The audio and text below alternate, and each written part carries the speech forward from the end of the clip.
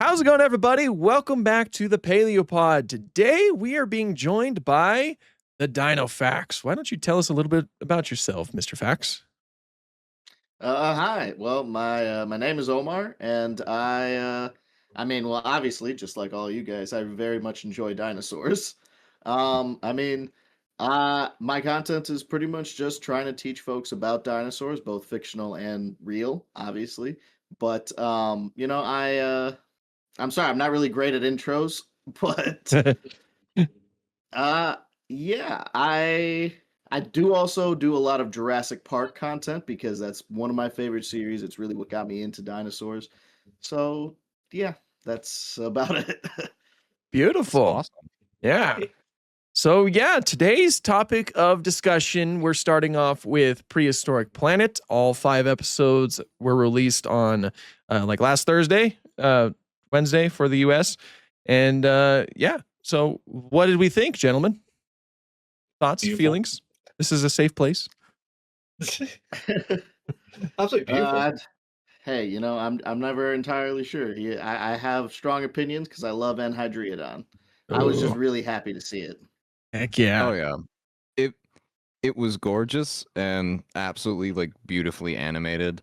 As always, as to be expected with Prehistoric Planet. I will say I have but one complaint. They were way too lenient. They let things go way too easily. There was a lot of happy Yeah. endings this time around. Yeah. Yeah. It was in stark Like, contrast to season 1s and 2, where it was like, oh my gosh, baby deaths everywhere. Do you think that has very main anything to character do? on it. Do you think that has anything to do with them being mammals? Maybe. Thinking that, yeah. Mammals Yeah. are cuter overall to some people. So it's like, yeah, we'll kill the reptiles, but mammals, you guys are all right. You'll make Yeah. it. Yeah. It's very much on the I play don't- of like that mammals look after their kids really well in that kind of sense. Mm, Compared to like, for example, let's just go with turtles, like lay the eggs and like, let the odds be in the favor kind of thing. Because there's mhm. actual parental care. So I feel like that's what they were trying to put across. Like babies survive because we look after babies. Like that's what it felt like. I will say they're talking about the mammals being cuter. I will say that T-Rex baby from season 1 was pretty dang cute. Agreed. Yeah, Yeah. I agree. I mean, well, I wonder if it's even accurate looking now after everything. Yeah. I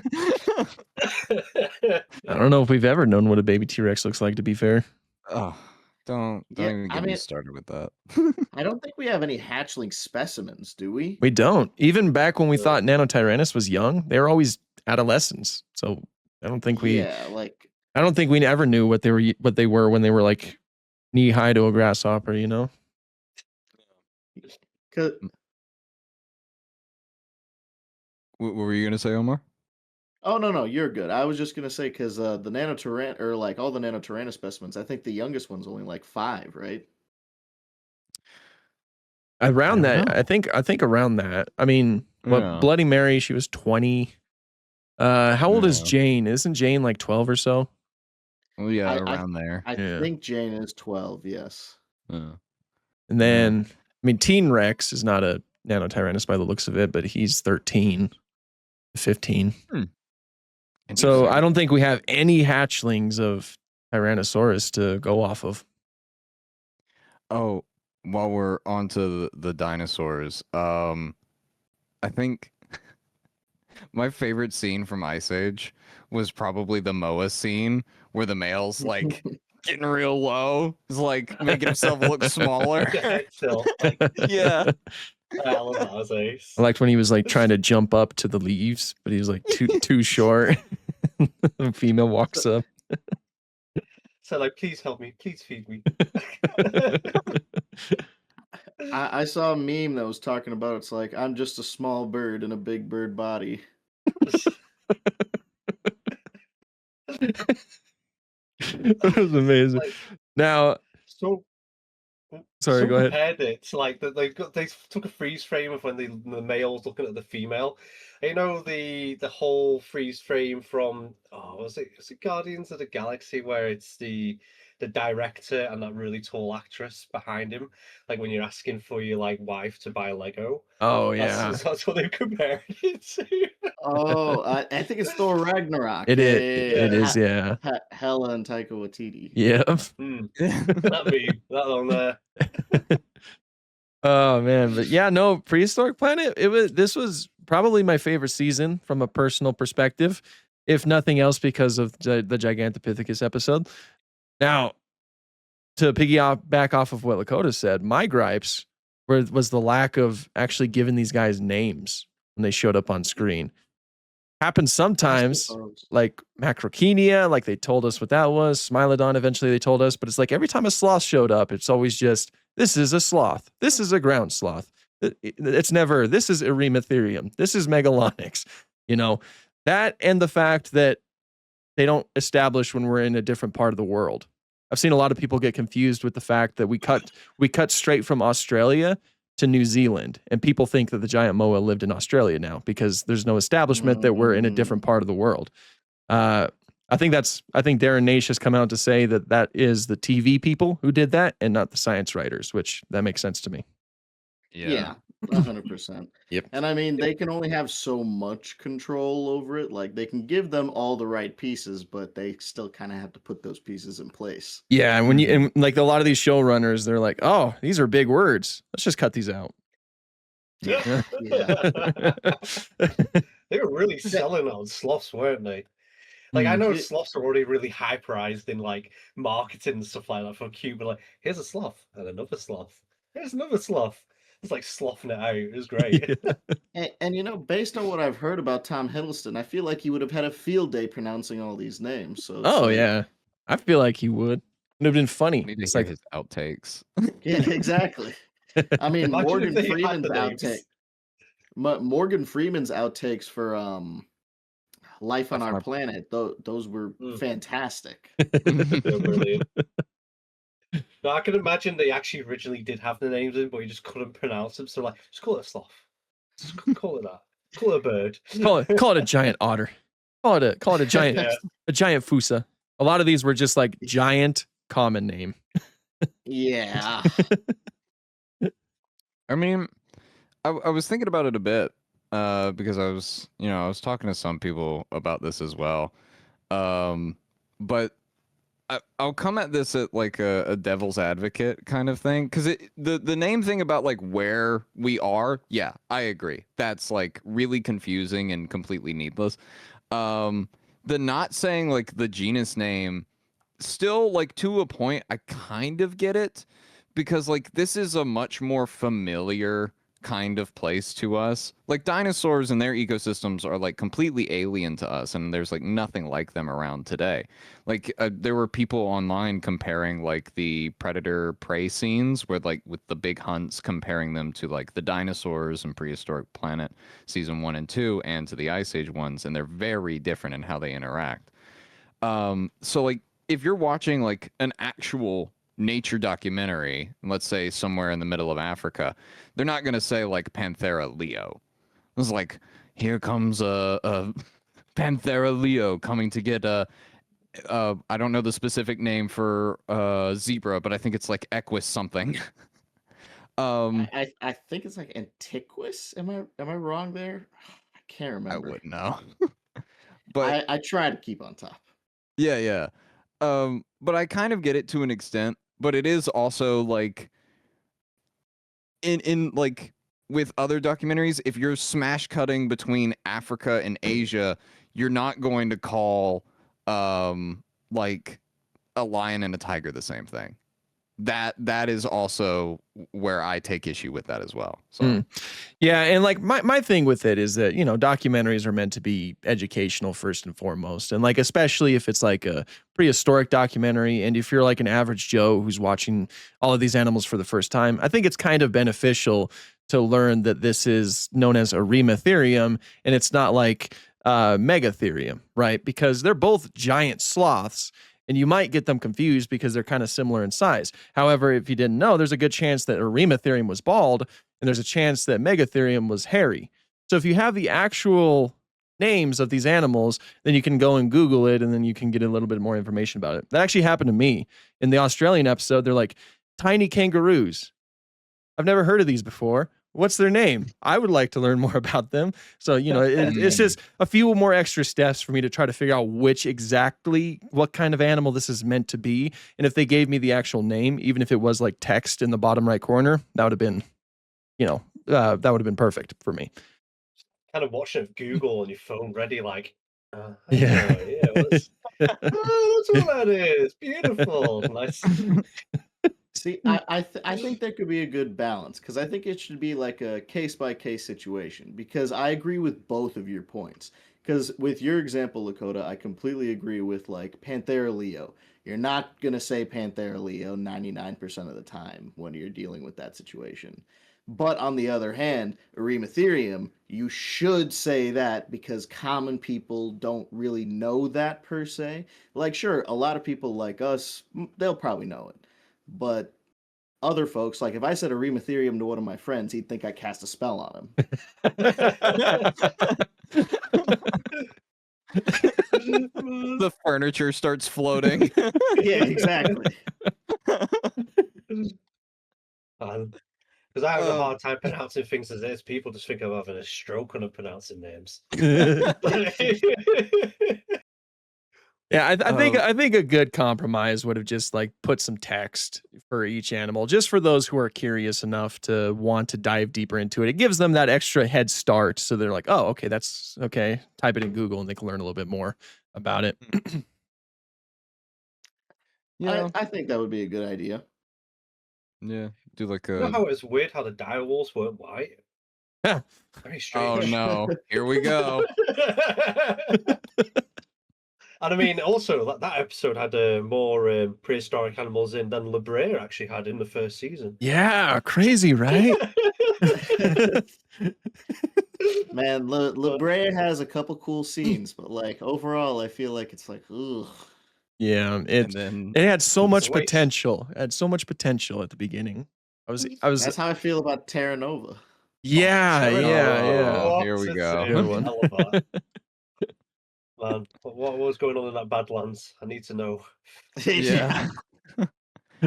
But the direwolf scene with the Smilodon, when that scene started, and the direwolves showed up, like off the bat, I was like, oh my god, this is like the mural or like the painting of like the Smilodon on the elephant, and the direwolf pack shows up. I was like, Oh, Mhm. oh, I didn't even put that connection together until now. yeah, it was so cool. It was That's- like a real life representation of all those dramatic La Brea paleo art that exists out there.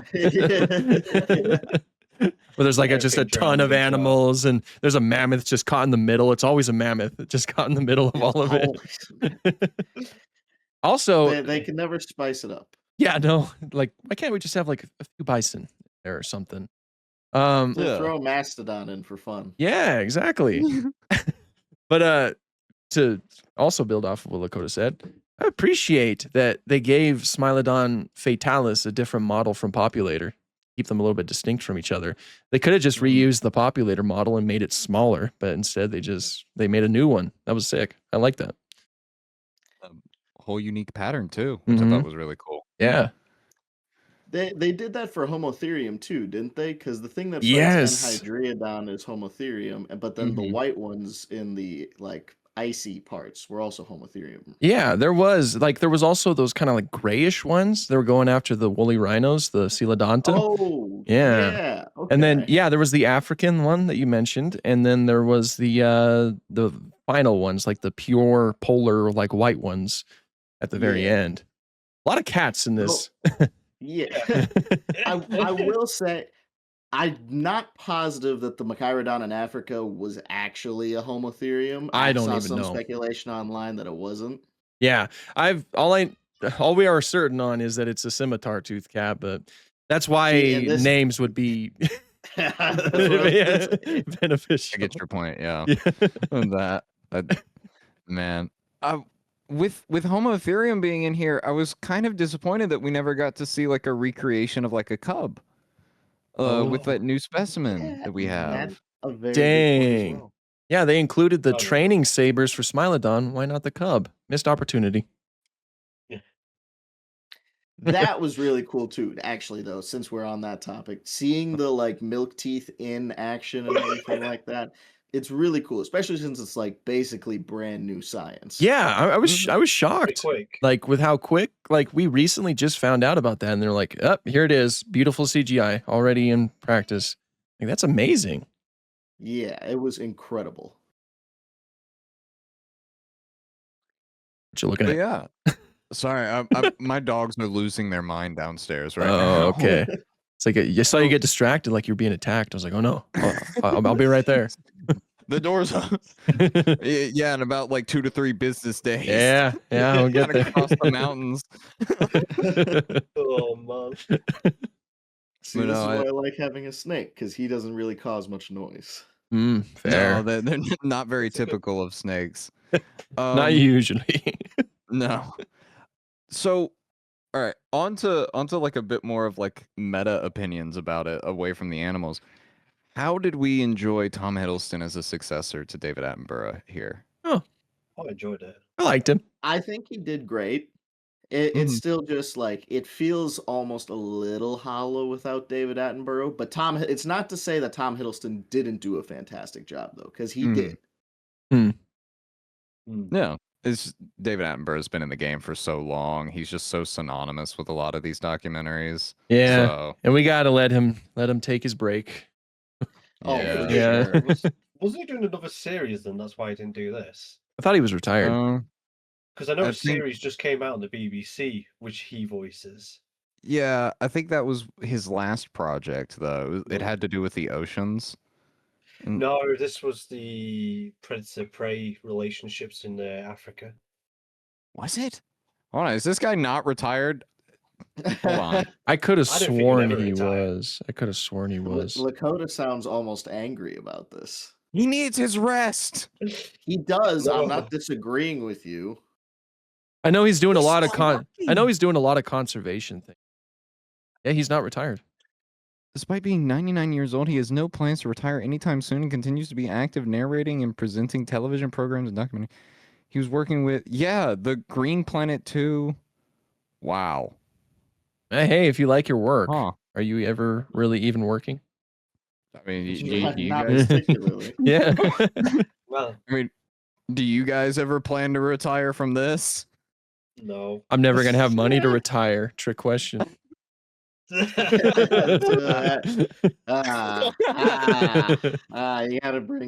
gotta bring that into it. Wait, what's this retirement you speak Yeah, of? I've never heard of that. Is it a foreign word? Never heard. Came from think my it's French. granddaddy's days. French. Wow, that's crazy. But you know, he was probably busy with something else then. You know, can't stretch him too many Yeah. places. True. Man. Still on the original guy from Walking with Dinosaurs to do something like this. Oh yeah. Oh yeah, Mm. I would totally agree. I've forgotten his name. Completely forgotten his name. It was there for a second. Speaking of guys who voice documentaries and we forgot their names, the guy who did Dinosaur Planet, I really liked his voice too for like That was- documentary. Wasn't that Ooh. William Hurt, Yeah. I believe? Or wait. No, that's Planet Dinosaur. Dinosaur Planet was the like the 4-part one with like Pod's Travels, White Tip's Journey, Little Dass's Hunt. Yeah. It's a running joke with me that there's too many planet things. Yeah, you're many not wrong. Planet documentaries out there. Who did Dinosaur Christian Planet? Slater. Prada from Ethan Slater did it? Christian Slater. Oh, Christian Slater. Yeah, narrated the 2003 documentary series Dinosaur Planet.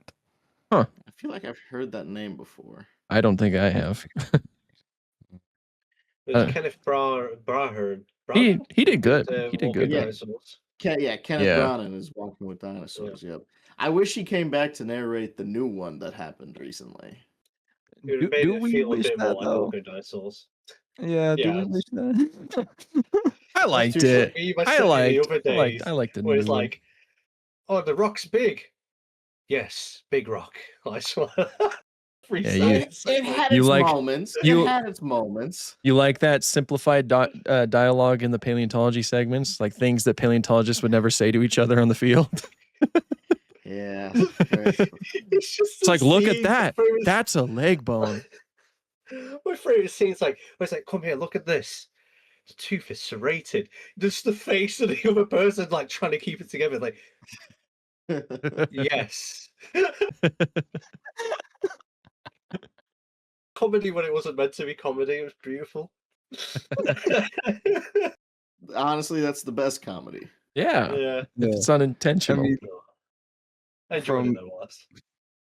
From what I've gathered talking to people who do field work, there are two types of people you actually meet out in the field. There's people who think everything is a fossil, and people who find stuff, don't know it's a fossil, bring it up to them and like, is this a fossil? And they're like, yes. Now, where did you find that?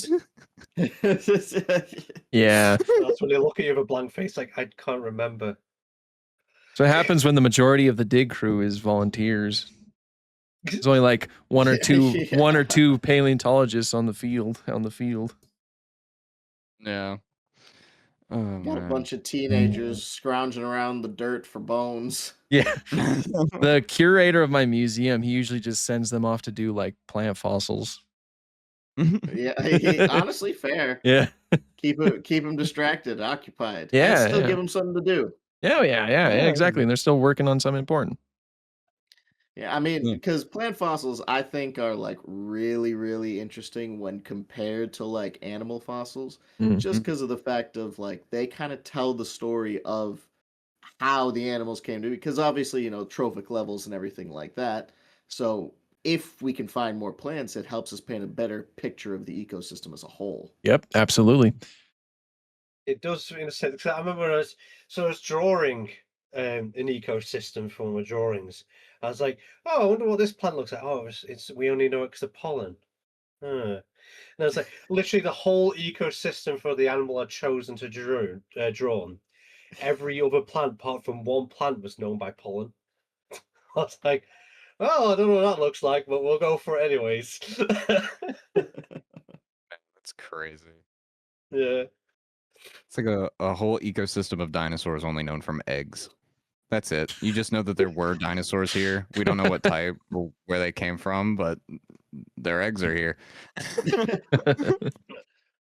like that supposed Mosasaurus egg. Just like Sing laid it.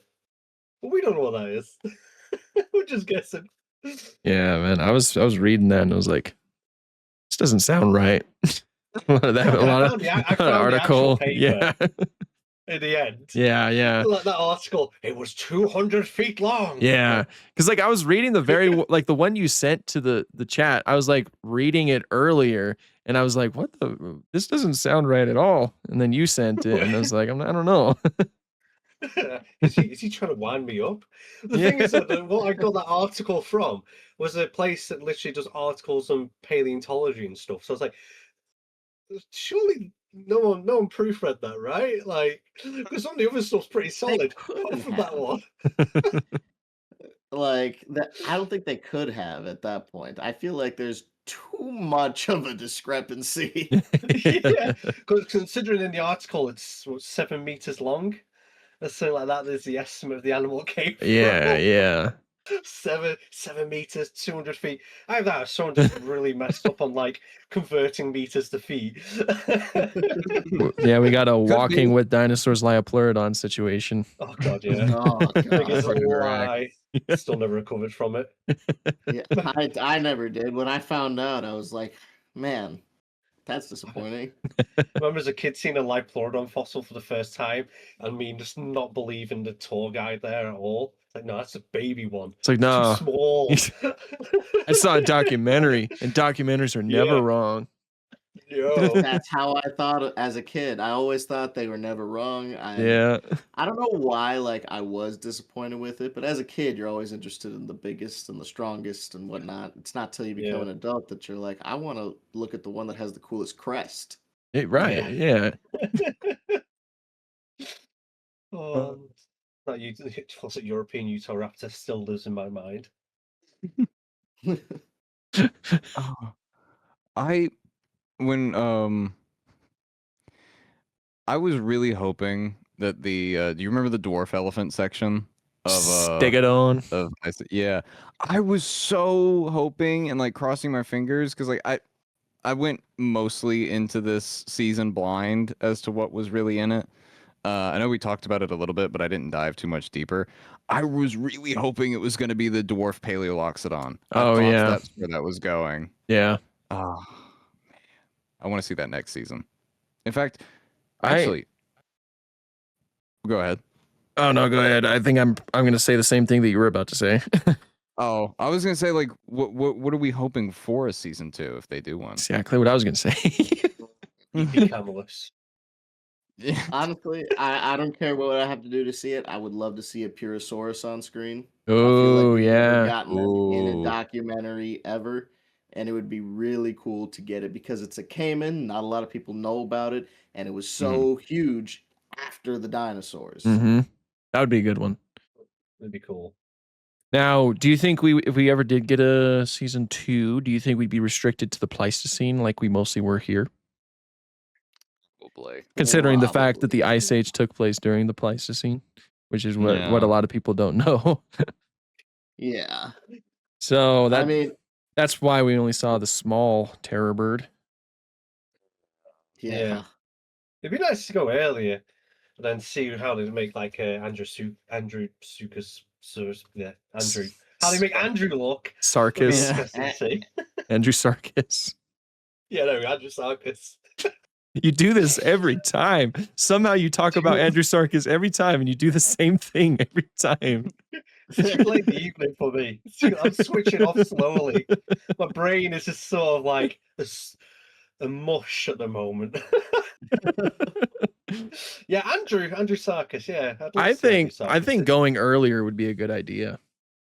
You know, they kind of wrap things up with the Pleistocene. The final episode is titled "The Big Melt." It's when the environment's changing and a lot of this megafauna is going extinct. Now let's just go back. Let's like go into the Miocene or the Oligocene. You know, check out some of those critters. Because there's like a lot of weirdos that we can take a look at. I mean, you could even go back to like right after the dinosaurs died. Maybe not right after, but like a little while after the dinosaurs died with stuff like sebasids and stuff. Oh yeah. Ooh, yeah. People would like Pretty that. cool. People would love that. Yeah. It's not really explored on TV either, so that'd be kind of neat to see. Yeah. Yeah. I mean, I'm a huge fan of anything Archosaur, so like crocodilians, terror birds. I would love to see just more of those in general. Mm-hmm.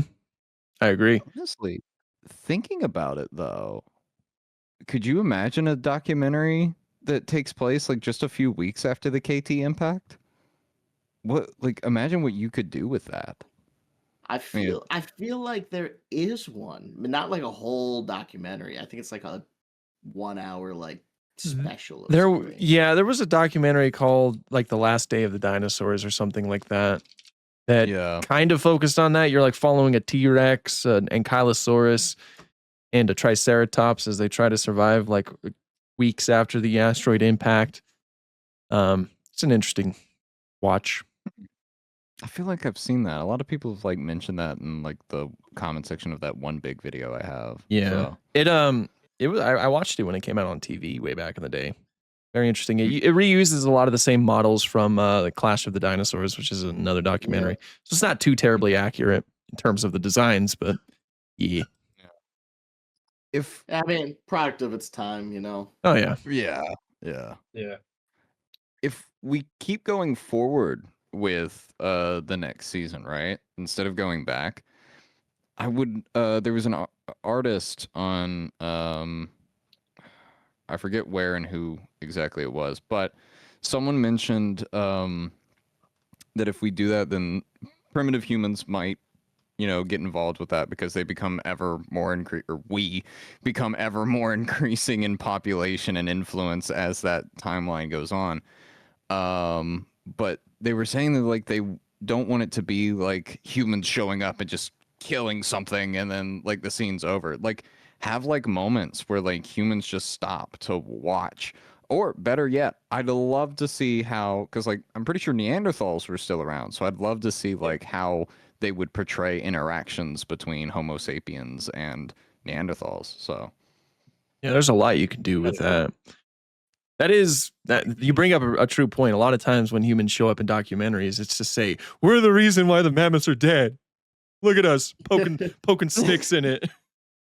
I don't know why I could see it just being like, well, okay, we'll follow a mammoth family this time. Oh, they're doing really well. They're going over this. Oh, humans just killed them all. Okay, we'll follow woolly rhino this time.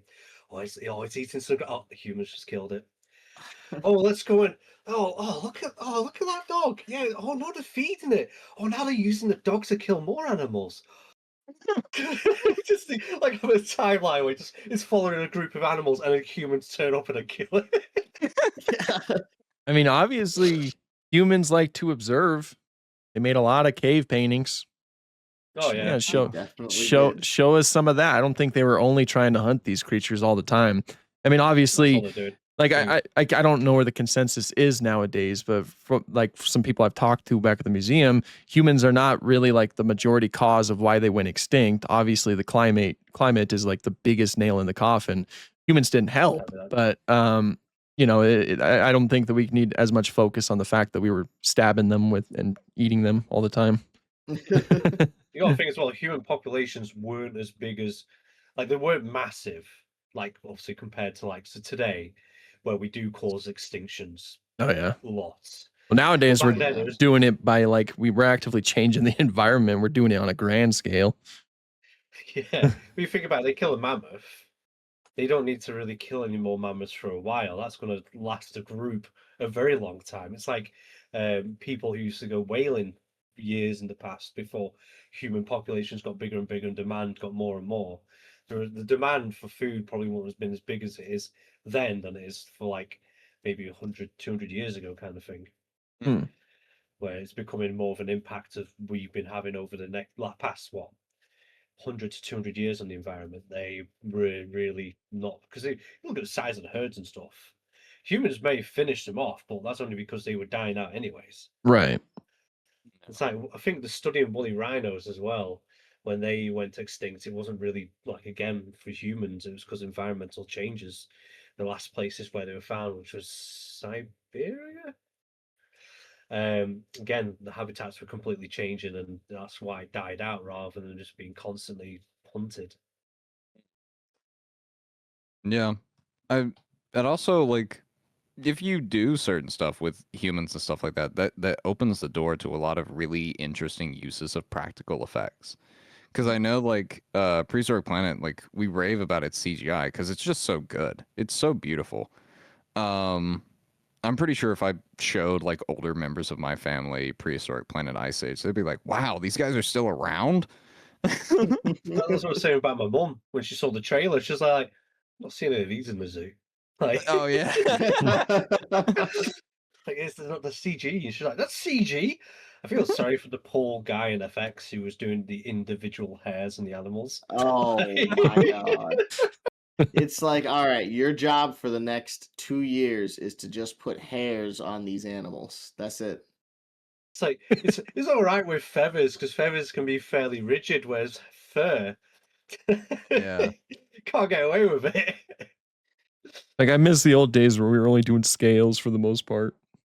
yeah. And like you watch that scene with the Megaloceros in the forest, and like it's running and it's jumping and all of that, and like you see the individual hairs reacting to that, dude. I honestly, like, now that you've said that, Bile, I really feel bad for that guy, having to animate each one individually. I would imagine it's like a physics engine, right? If they wanted to save time. I'm gonna guess they made a whole new system for Yeah. this. I feel like it'd be a completely new design. I mean, from the ground up. Apple's got the money to shell out for it, so if anyone was to do it. True. Yeah. True. Man, Everything was just so gorgeous. I loved seeing Procoptodon. I loved when like the Thylacoleo was attacking them and they're all slowly chasing each other. Brilliant. And they're going as fast as they can. Don't judge them. Taking a page out of Star Wars with that The First Order slowly chasing the rebellion. They got to march slower so they look cooler. Yeah, Yeah. or farming, man. Yeah. That's all the First Order's about. Well, I think that was my daughter's favorite episode. She liked the kitties, as she kept calling them. Didn't say that to any of the Smilodons, but those she's like they're kitties. It's like, no, you're wrong. No, just Marsupial. Trump bears. Trump bears. God. Yeah, but man, it really does aggravate me that they like, not to get us like all the way back. Well, I guess to get us back all the way onto this topic, but how lenient they were. Because I was watching with a friend of mine, and we're at the last episode, and we get to the Megaloceros scene in the forest, right? And like soon as they like Tom Hiddleston goes like, "This is no place for an animal with antlers this big." Because I think the two of us were already talking. It's like, do Megaloceros like shed their antlers like other deer do? And then we looked at it. I was like, yeah, they do. And the second we see it, we're my friend, they go, it's gonna get its antlers stuck, and they're gonna come off at just the last moment. And then that exact thing happens, and both of us were like, come on, the only thing you have killed so far has been a cat. That's how I've expected, like a really gruesomely like scene of just it zooms into the Megaloceros head, but you just see like the eyes and no life in it, and it's just like a half drugged skeleton just dangling from the tree. That's how I've expected something like that. And That would've my been dad kinda- was just that would've been sort of, kinda like, sleeping interesting. around it. I kind of feel like a lot of the showrunners took a lot of the critiques of the first two seasons to heart. Because you know how everybody liked to joke about all of the baby deaths in the first two seasons. So Yeah. there might be like a lot of overcorrection that's happening in this season with a lot of that, because like we said at the beginning, there was certainly way more happy endings than there ever was in the first two seasons, and now they're going to get a lot of criticism for that. So Like the mammoth the baby mammoth who was taking all in that like crushed up like stone dust into its lungs, and it's like, it's fine, I just need a break. Let's have It's a like, rest. oh, Not I hear- like it was going to die. like, oh, And it I just hear- gets back up and like, I hear rain. I'm good now. Yeah, that was no, absolutely not. It rained. No, you got tuberculosis now. Yeah. a little bit of malaria thrown in there, just why not? Like, just... Get the Arthur Morgan treatment.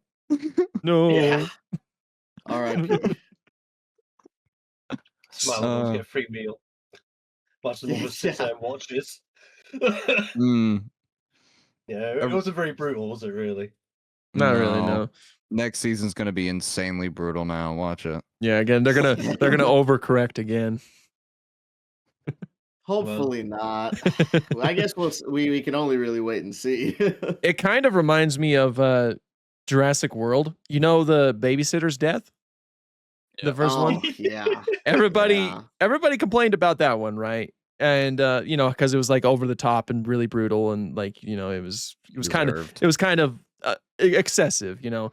So when they were building up to the second one, they straight up say, before we even see the movie, "Oh, don't worry, only bad people die in this one." Like, now there's no tension. Now there's no tension. There's no stakes. I know everybody's gonna make it. So it's like they overcorrected again. So you know, that's what this kind of reminds me of. Is that like they took that to heart, and they're like, okay, only the bad guys die. The good guys, they all live. And that kind of carried over into Dominion too.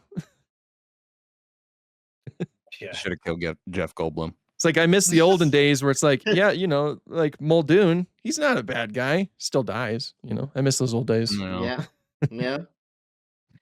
I mean, it makes your movie more impactful if even the good and main characters can die. That's why Sean Bean in Game of Thrones was so popular when he got his head cut off. Yeah. Oh, yeah. Unexpected and like, what? You can't kill the main character. What are you doing? He gave a big middle finger to that, unfortunately, but it created a far more compelling tale, which I think like, don't get me wrong, I would have been sad to see any of the original cast die in those films, but at the same time, it would have made the impact of the movie a lot more like impactful. Right. Yeah. Yeah. Imagine Jeff Goldblum can't get the right coding, and he just sits there and watches his friends get eaten alive by Dimetrodon. Jeez. Yeah, maybe not like May, that. may take it back a little bit. No, let's go forward. The Giga comes from behind and takes Jeff Goldblum. Nah, but it's a Jurassic World movie. Something that gruesome, they just cut off screen for it. We wouldn't even see it. True. Oh, but you could hear it. You could just see Yeah. it to the expression in his face as he can hear the screaming. Oh, and then on that topic of gruesomeness, I did see some people complain that Ice Age wasn't as gruesome as it should have been. The scene where like the Smilodon takes out I'm blanking on the name, the thing with the weird nose. Macrokenia. Yeah, the scene where like true macaroni. yeah, like it severs the artery in the neck, and everyone's like, dude, like someone was like, as like a vet tech, if you sever that, there is going to be blood everywhere. Yeah, but he didn't take it out. He didn't take its fangs out, did it? So technically, it's plugged in a sense. I guess, but like still, like when it pulls it out, it should just be like a faucet. Yeah. If the animal's still alive, right? Because like, does it? If you're dead, does it still spray? Because your heart's not beating anymore. So would it still spray? Probably still be pressure from behind from the last beat. Right. Okay. Yeah. Yeah. So, good point. Good point. Yeah, and there's also like no air in your veins at all. If there was, then like you would be dead. So like there's like nowhere else for it to go. You cut a hole into it. It's like cutting a hole in a bag. Right. Yeah, that's why like even if you nick your finger, it kind of like spreads across the fingertip automatically and everything. Yeah. But I don't know. Speaking of Macrokenia, though, have you noticed that they were kind of like the hadrosaurs of this project? Oh yeah. Just cannon fodder. Every time it's like, oh my gosh, it's getting away. It's gonna be free. It's gonna live. No, you don't, boy. So I guess there were a couple more deaths. Yeah. It's like every time you saw Macrokenia on screen, it was always just like pocket Smilodon, and Smilodon comes up and takes it. Pocket Smilodon. Yeah, that's what that one girl in Primeval tried to do. Yeah, it's true. Oh yeah. Like throwing out a Pokeball. Smilodon Fatalis, go! Yeah, she got the Charizard treatment from that Pokemon. He won't hurt me. Instantly gets killed. Yeah. Oh, Man. that's another thing I want to see with like if they do humans, because like we see like a couple like background humans every once in a while. They're kind of like, you know, the boogeyman of the Ice Age. But like there's like isn't there like evidence on like a human skull of like a Smilodon like grabbing it from the back and like putting the sabers to the I want to see something like that so bad. They would never. They would never. I want them to so bad. The scene If they're behind, and you see the hominid's eyes just go. Whoop. This is unfortunately not Jurassic Fight Club, so I Yeah. don't think they have the courage to do something like that. They can't even be brutal with other animals. There's no way they do it with a human. Yeah, Maybe like silhouetted against like a background. I don't know. I want to see something happen. Shoot, man. We see it like the Hast Eagle carry like a young fella off, like a young human. Yeah, off oh like god. Full face bear just starting from the terrifying. legs. Yeah. See, here's what I'm realizing now as we're talking about this, because we have reference like as people half the time when if like they do stuff with humans in the future, half the time we're just gonna be laughing because it's like something ridiculous is gonna have like someone getting carried off by a Hast Eagle. I just started laughing. I'm like, oh no! I could just see the meme. Say, you're coming with me now. We're getting tacos. Like the one meme where it's like, "Come with me, child," and it's like Jesus carrying someone up. It's just no, let me go. I mean that is a method birds of prey employ, is just picking up animals and flying them up Dropping it. super high and dropping them. Shoot you. Yeah, I like that you were trying to do that. It would knock it off the cliff and like gravity do it. You see eagles Yeah. do that to like goats that are just chilling on the edge of like a cliff, just Mhm. get smacked in the head and get thrown off. Like like gravity's my weapon. Like I can't remember. Did they confirm if it was a Teratorn of some kind that was doing Yeah. that? Yeah. Yeah, Teratorn, Yeah. they did say territory. Okay. Yeah. It looked really good as well. Mm-hmm. I like the way they looked. We should have seen them a bit more. Yeah, That's I fair. agree. Man. That was another instance of a happy ending. Yeah. Oh yeah, I was Oh, okay it- with that one though. That one's felt- fun. Yeah. I think they were It was pushing it. cute. I think they were pushing it a little bit too far with the elephant birds, though. Yeah, I agree. Because there's like Yeah. the elephant bird somehow, like the Fusa, it was silent, and then it it moved up onto the baby. How did the elephant bird hear and was able to react quick enough to Mhm. turn around? It was a little bit. What is this, CGI? Was everything planned out? Huh. Yeah. I mean, I guess. Oh no, go for it. Go for it. Sorry. I was gonna say, I think it was more because they were trying, like, in the immediate scene that follows that, they were trying to point out that this was like a golden age for like the elephant birds, and they were like getting super abundant. So like that one surviving is like even more of an indication of that point. So from a thematic standpoint, I get why, but the setup and like everything that was going on, no, absolutely not. That thing would have died. It was like a little bit too quick as well. It's like it Mhm. all happened so fast. It's like, oh sweet, a giant Fusa. Okay, we're done. Baby lifts. To the future. They cut to the future, and as a boat turns up and a lot of animals get thrown on, and just watch them all die. Yeah, beautiful. just to play the devil's advocate and just give them a modicum of hope for that. It's just, man, I lost my train of thought there. What was the topic? I am so sorry. I do that sometimes. Elephant bird. The elephant bird and the surviving. Fusa. Elephant birds, right, and the Fusa. Birds, I don't know if like larger birds have this, but I know a lot of smaller birds can like feel certain vibrations through the ground itself, so they know to take off. I don't necessarily know if like larger birds have this, like ratites or anything like that, and so I don't know necessarily if the elephant bird would have had that themselves, but It's certainly possible. One of my biggest problems with it though is just the sheer size of elephant birds and their potential slower reaction time too. yeah, for You know sure. the largest largest avian dinosaur to ever live. Probably moved a little bit too swift there, but yeah, it is mostly a storytelling thing, of course. A lot of this season was like really focused on storytelling, that's for sure, and like thematic things, which is great. That's great, but it's a nature documentary too. I wish Do I you could see think- that giant lemur. That would have been cool. That would have been cool. Oh yeah. I would have loved that. Mm. And then we could Or start doing since they like. were- Sorry, go ahead. Oh no, I'm so sorry. I don't No, want no. to keep doing that. No, like there's a problem with like I'm delayed compared to everybody else, so it's like I always cut people off, and I don't mean to do it because from my end everything's normal. So I apologize if I ever do that to you. No, and you're fine. I feel the exact same Yeah. way. Because like you watch like the podcast episodes, and I cut these guys off a lot, and it's completely unintentional. But Stand there, wait, he's about to talk. And yeah, no. Yeah. Oh, no. Yeah. That's the issues with like biology. He lives across the pond. Lakota's like over the other side of the country, so it's like we're gonna have a lot of like delays and stuff like that. Anyway, what I was saying was that you can have King Julian edits there. That was my whole thing. Okay.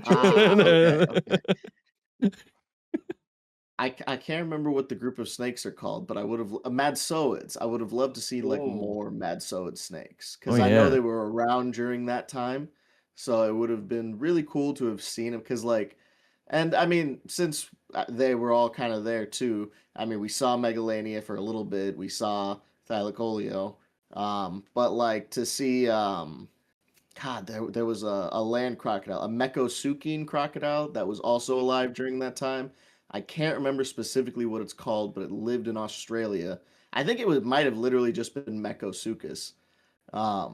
but it was also another like large land crocodile that would have coexisted around the same time as Megalania. And I thought it would have been really cool to see something like that. That would have been sick. Mikosuchus. Is it Who's literally it? just Mekosuchus? Yeah, Oh. Mikosuchus. Let me say the E. Miko. It's cute. It sounds cute, Miko. Man, it makes me.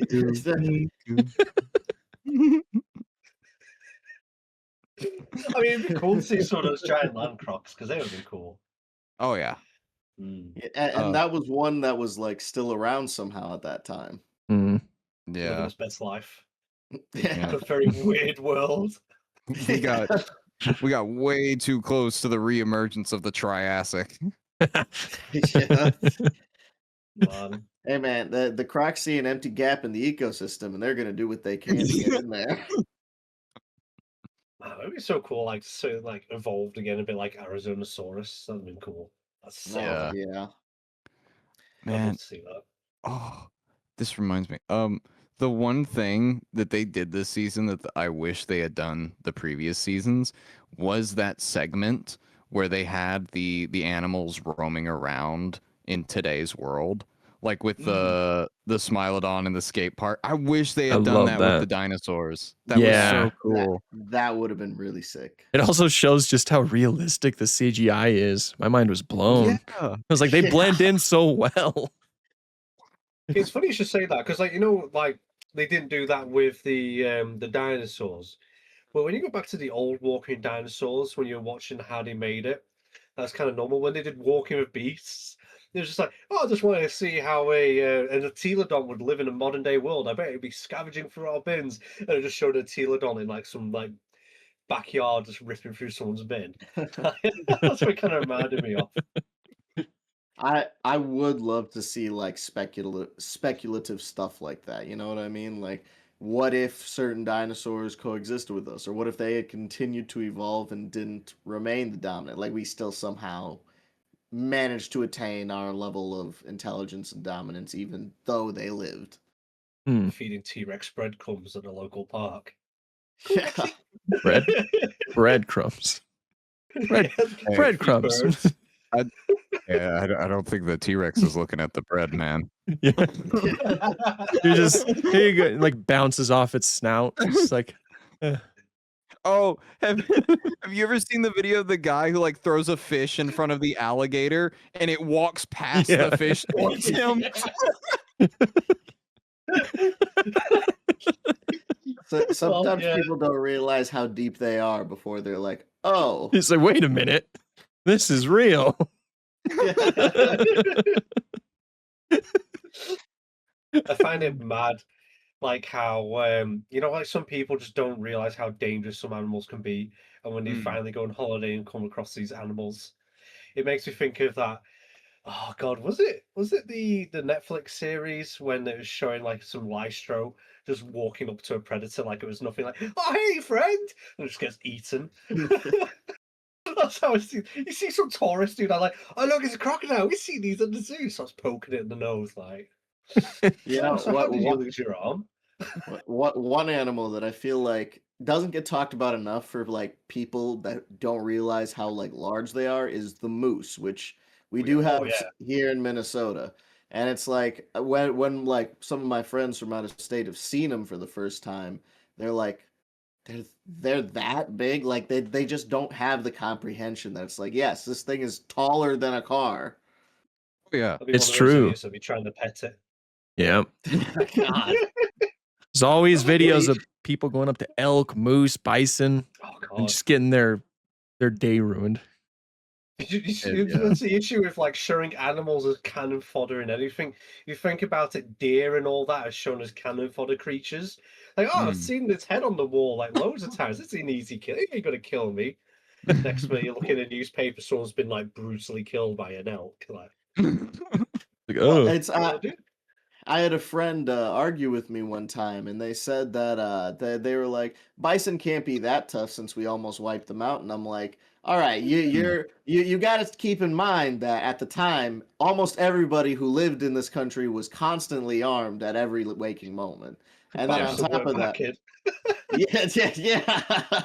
Imagine if they were. Shoot, and when they used to, there used to be these like this event that they do, or this like attraction where it's like, oh, go onto the train, bring your guns, and you can shoot bison out of the train. And so they used to Yeah. go on God. the train and just shoot bison. There's nothing the bison can do in that scenario. Yeah, and it's just like, mad.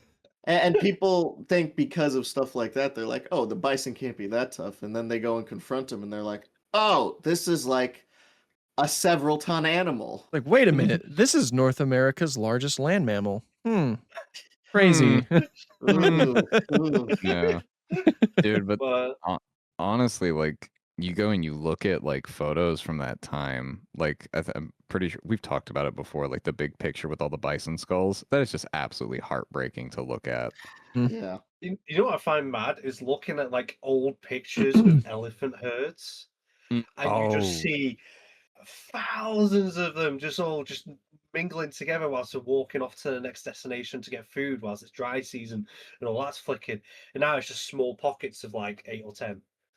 yeah. Yeah. Well, That I think I Go heard ahead. something about like elephant competition being lower than normal just because they have so much more area to roam because there's less of a population now.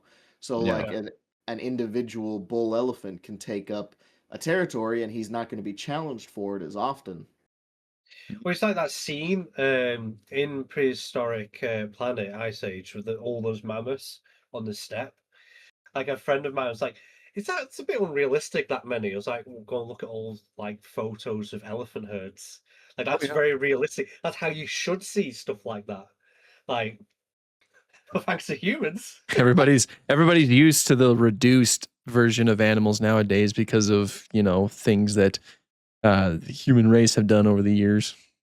Yeah, there's a word for that I'm blanking on, but like it's the idea that we slowly get used to like how reduced a nature is, and then once you get used to that, anything more than that just feels strange and it feels like really weird. So it's I think that's something that's really been going on with like Britain and Ireland as well. Oh, Like the yeah, so like with the in the UK, we've only just got beavers back. We brought back bison a few years ago, but they're only in tiny populations. To think of it as well, people don't realise the most of the UK is meant to be a temperate rainforest. Now, for me to get to the nearest bit of rainforest, which is only is tiny compared to anything, I have to drive an hour and a half to witness like what would take me less than an hour to walk through kind of rainforest. But it's like where I live, there is no like natural. Well, there's trees that grow in the UK living where I live, but there's no rainforest anymore, no temperate rainforest at all. If you think about it, we would have had wild boar, we had bears, we had wolves, um, we had more beavers. They're back. There, loads of species are extinct in the UK that used to be here. Just hunting habits and yeah, deforestation, things like that. Like UK is a prime example of not knowing what wild is. Our most dangerous Yeah. animal is a cow. That's you know. So yeah, it's drastic.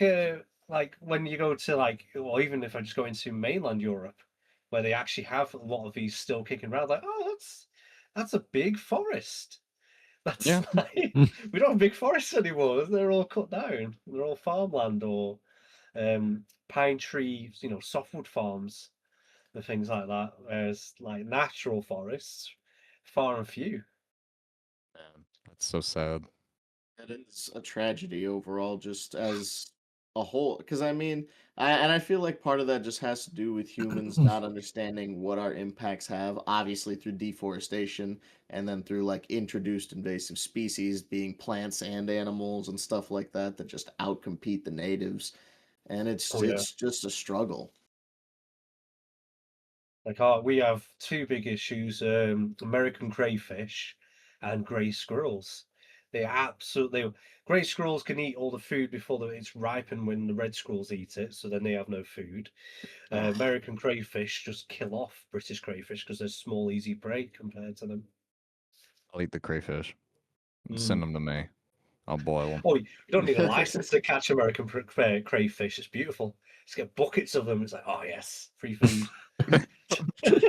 I mean, you might as well make a use out of an invasive species. You know what I mean? Mm-hmm. Oh yeah, and getting rid of as many as you can kind of helps the natives. Yeah, 100%. I mean, it's the same principle with the python. Like, don't get me wrong, I have a python myself, but like, I understand the need to get rid of the pythons in the Everglades and all the other invasive species in the Everglades. I mean, like, I think feral cats probably need to be dealt with as well. Rats and mice need to be dealt with. Like, there's just so many invasive species that we spread around the world that just do so much damage. Yeah, I pigs. definitely agree with you on the cat Pigs. thing. I will die on that. I will die on the cat hill. I will die on that hill. Oh, 100%. I hate when people try to like argue with me about that. I'm like, there is so much documented research that shows this is an actual thing that is actually happening. Mm-hmm. Can't remember the name of the species of bird, but there's this a lighthouse, an island on a lighthouse, and it had this bird species that only was found on the island. And when the lighthouse keeper changed hands and he brought his cat with him to work, his cat demolished that entire species in less than 2 weeks. Yeah. Oh, yeah. It was like the Wren's Island something. Yeah. Yeah. There's like what in the US, there's like billions of bird deaths every year. And the only reason why it's in the billions is because of cats. It's because of domesticated cats. Because, Yeah. people let them run around and all that stuff and put them in danger. Hey, I mean, since we're on that topic, shout out to New Zealand for actually taking a stand at doing something about their insanely huge feral cat problem. Mm. Yeah. I think, to be honest, with feral cats, it sounds harsh because as a culture we keep them as pets, but they should be culled. Of course. They should And be. that's I own cats myself. Like it's Same. okay, not anymore. Not anymore. I should preface that I used to own cats. That's a better way to put that. But Yeah. I understand that they need to be kept indoors. I love cats. They are one of my favorite animals, but I mean, it's not even all that expensive as well. If you don't want to pay for it yourself, if you want them to go outside, chicken wire and a bit of wood. Literally make yourself a run for them. Yeah, a lot of people make like really cool like catios and stuff like that. yeah, Yeah. 100%. My sister takes her cat out on like a harness and a leash, so that way she's not running very far or anything like that. Yeah. Yeah, There's my there's sister-in-law does alternatives. that. I think Dino's looking for his cat right now. Yeah, that's so good. She usually come on. I know where my cat is. It's asleep in the dog cage. Hello, Ahsoka. Oh. Oh, there. Oh, her name is Ahsoka. That's Yeah, her adorable. name is Ahsoka. All right, you're free now. We're talking about cats, and I was like, wait a minute, I have a cat. Finally, one of those moments we get to talking about an animal that we actually have around. It was like, hold on, where's mine? Get her cat. It's your time to shine. And she wants to go outside all the time, but she cannot. Oh. Which is fair. I mean, the only cat I've ever had that like wanted to go outside was when I was really young, and even then my mom was like, "We're not letting the cat outside. It's gonna run away." Mhm. Yeah. My cat had a purpose when I got it. I used to live in the lakes, and there was like a lot of rats because where I had my house, there was a barn across the road, and I remember one year the my car brake lights, the wires were chewed through by rats. I was like, Mhm. well, that's an expensive fix. Let's not deal with that. I put rat traps out, weren't doing much, and then I got Lilo, my cat, and she was bringing like 5 a night sometimes. Holy moly. But she was only ever gone for rats, nothing else. She'll watch the birds to the point where she'll let the crows in our back, not crows, the magpies in our back garden walk straight up to her. Like those magpies are just, oh god, they're annoying. Fearless. They always knock at the window, but man, they don't care. It's like, oh, there's a Yeah. cat. The cat isn't chasing after us. Let's go and annoy the cat now. They always wind up my dog as well, those magpies.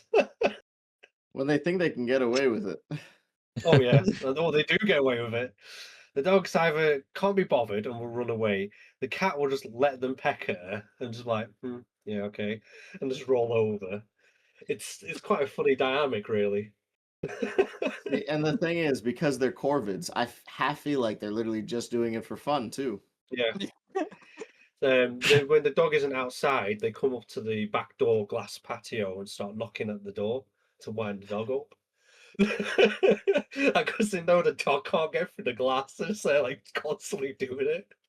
I hate how smart corvids are because they're so mean half the time. Either you befriend them and they like give you pennies and dollars, or they're just gonna bully you. I remember my my my grandmother went up to Oregon a few years ago to visit some family, and apparently she looks a lot like someone who lives on lives on the street, or not on the street, but like on the same street that she was walking down, and she got harassed by like a whole flock of crows. Like they kept dive bombing her. Dang. That's low key. That would be terrifying. Oh yeah, it was. Freaking Alfred Hitchcock's The Birds. Yeah, here we bird- go. Birdemic. Birdemic. That Keep movie's bringing up the so Birds movie. goofy. And look, I had a thing for like bad movies when I was a teenager. Me and my friends would watch all the bad movies. Did you ever watch Rubber? Yes, I watched Freaking love that film. it's so unhinged, and that's like what makes it good. Mhm. I love it. It's just one of those films where like, what's going on? For those who listening who don't know what Rubber is, it's about a cartel that comes alive with telekinesis powers and goes around killing people. But you've got a group of people on a hill watching it like it's a movie.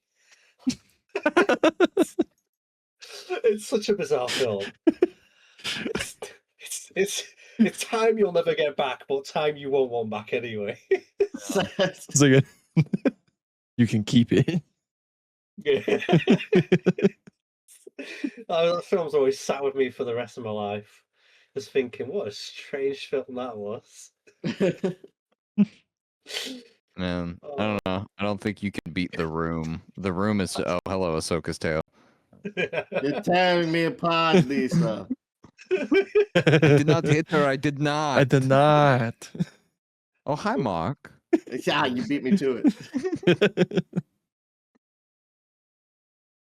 The spoons too. I love like whenever they're showing The Room in theaters, and a spoon appears on screen, everyone just starts throwing spoons at the projector. I'll be back in just 1 second. Okay. Oh man. With that note, we are over time. So is there like anything else that we want to contribute before we wrap things up when this guy shows up again? I know that someone pointed it out on Twitter, or maybe we talked about it, but someone's going to mention it in the comment section. The Megalania's eyes were the wrong thing because they didn't catch the mistake in time. Yeah. So yeah, they know it's a mistake. It was Oh. just Yeah. kind of. I was production error. wondering about that. Darren Naish Yeah. came out and stated that like a while ago. Yeah, Did he say Yes. this on Twitter? Yes, I think so. might See, have. this is my issue. I'm not on Twitter. I'm barely on it at all. I've got Yeah. like one account and that's it. Yeah, no, I found out from Check like it. I think some people like reposted it on Blue Sky and stuff like that. That's the only reason why I found out. But yes, they are completely aware that there's no Varanid that has slit pupils and that they all have rounded pupils. It was just apparently it was just a mistake that made it to the end, unfortunately. A Megalania. Yeah. Yeah. I love all the memes that came from that with the cartoon giant eyes are placing on it. All right. Well, Biology, is there anything that you would like to add? Because we are over time. Well, we're over time. Anything I want to add? I mean, I loved it. Like, it was an ace series to watch. Agreed. Yeah. Yeah. Yeah. Like, I watched it. Well, I'm started rewatching it already because I loved it that much. I can't tell you how many times I've rewatched the Gigantopithecus section. It's so sad, but good. Yeah, it is. I loved Like it. it was like in your like little video going over it, like you knew it was going to be sad when it was in grasslands. Yeah. Yeah. They revealed the image for the grasslands portion. And the Gigantopithecus went extinct because of grasslands. You already know it was going to be depressing going into Yeah. it. I would love to see like a bit before, where like seeing a group of them just chilling. That'd be doing cool. things. Yeah, it's kind of weird But- seeing like great apes like solitary. It's really, really depressing. Yeah. Just It's the way why- it was twig like. Mhm. I always feel sad seeing like lone orangutans these days for that exact reason. Yep. Yep. Yeah. So hopefully in a season 2, maybe we'll get a full troop of them or something. That'd be kind of cool. That'd be Yeah, cool. it'd be interesting. To see that. All right. So anything else that anybody else wants to add? I had a lot of fun, guys. Thanks for inviting me. Oh, of course, dude. course, Of yeah. course. A good time. Yeah, thank you for being with us.